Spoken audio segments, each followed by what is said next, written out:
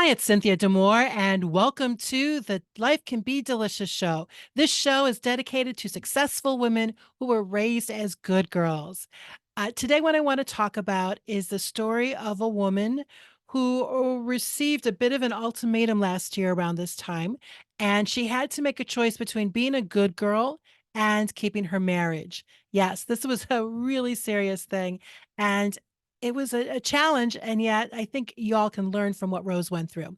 So Rose's mom was one of those women who loved the holidays. She would decorate for Thanksgiving. She would decorate for Christmas. She would cook for days for each of the holidays, have the entire family over, and it was just this amazing thing that Rose's mom loved to do. Rose's mom was a stay-at-home mom, and the kids had grown up, but she still stayed at home, and she just loved the holidays and entertaining. Sadly, both of Rose's parents passed about 5 years ago. And as the only girl and oldest girl, Rose's two brothers assumed that Rose would just pick up the holidays. I mean, that's what women do, right? They run the holidays. And so in the beginning, for the first 4 years, that's what Rose did. She slugged through it. Now here's the thing. Rose worked a full-time professional job. She's very successful. And she also, had a husband and two kids, and she hated cooking. She did not enjoy entertaining. And yet, Thanksgiving and Christmas were what she did because she was a good girl and she wanted to honor the memory of her mom. So about 15 people would show up between Rose's family with two kids, the two brothers with three kids each. It came to about 15 people, and it caused chaos in Rose's life. Her work started to flounder every year from mid-November to the end of the year because of having to do these holidays, which she just really didn't like to do and didn't have time for. And then you add into it the stress on her relationship with her husband. He saw his wife so unhappy. And by year four, he couldn't stand it anymore. So last year, just before Thanksgiving, or after Thanksgiving, but before Christmas, excuse me, he told her, "This is it. You're done. We cannot do another holiday the way we've been doing it in your mom's style."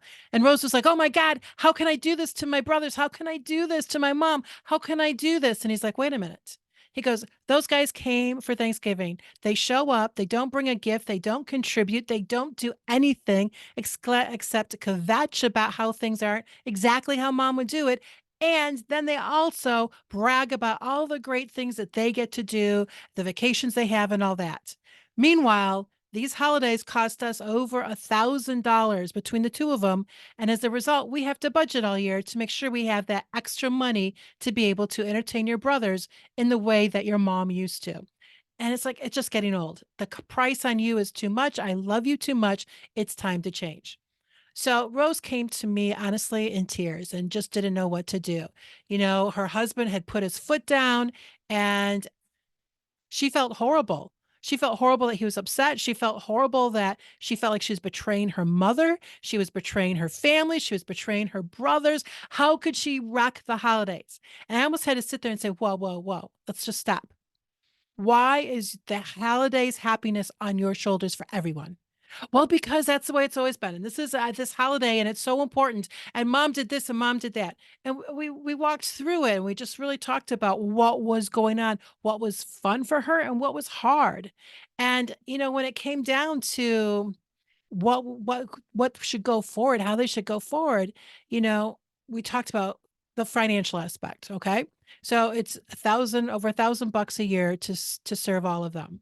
What if we got some financial support from the brothers? Would that make her feel better? And she's like, maybe. So we did the math that came out to about $35 a person. And she called her brothers and said, "Listen, I'm trying to keep up mom's traditions. It's hurting our budget. It's hurting my marriage. I really need help. I did the math that comes out to about 1,000 a year. That's $35 per person. Can you please cut me a check or Venmo me, send me money for $35, which was times five, because each of them had three kids." And the brothers, instead of being like, "Oh, understanding," were like, "I'm not paying you for the holidays. I never had to pay mom. Why should I have to pay you? That's expensive. What are we going to do? Cut things back in our family so that you don't have to do the holidays properly?" mean, they were actually really rude to her, and their offense was a shocker to her. And so she came back and we talked again. It's like, all right, so how can we do this another way? She hates cooking. She hates the burden of that. What if instead of each brother paying for their fair share of the holiday, what if they brought like a third of the food or a third of the meal? And so we played around with things and divvied it up based on what she knew the different families were good at. So she called them back and said, "Okay, I get that you don't want to pay cash for the holidays. How about if we do this instead? How about if each family contributes about a third of the meal, the third of the experience? And that way I thought you could do this and the other brother could do that, and I'll do this, and it feels much more fair." Once again, her brothers were mad. Are you kidding me? What are you, lazy? You can't cook? Mom did it for years and she never complained. She never charged us. She never made us bring anything. What's wrong with you? You're trying to wreck the holidays for us. And so at that point, Rose was just really stressed out. Let's be real. And it was like, okay, what can we do to help you have a great holiday, to, help your marriage be better and to still, have holidays with your family? So we talked through what did she really want. And what it came down to that she really wanted is she wanted to get the family together. They didn't get together that often, and the holidays had always been a special time for them. She also did not want to cook for a large group. That's not how she rolled. The food was not stuff that she liked to cook. And she also didn't want her to entertain in her home because her mom had these high standards of decorations that she and her husband just didn't buy into. It wasn't them. Yes, they'd use some of mom's stuff, they tried to pull it off, but it didn't feel good for her family. So, what could she do? And so we talked about, okay, so brothers don't want to pay, they don't want to bring their fair share, you don't want to cook, you don't want to entertain. What if we go someplace that is neutral? And you know what? It doesn't even have to be on the holiday. Because if you think about it, if you're going to do something a little different, you might as well shake it all up. And so we actually brainstormed three options of what the three families could do together to celebrate the holidays for their family day. And she came up with they could go bowling. It was something that her kids enjoyed doing and always a lot of fun. They could go for dessert someplace, or they could go Christmas caroling because we're talking about Christmas coming up. So she called her brothers. Her brothers were shocked.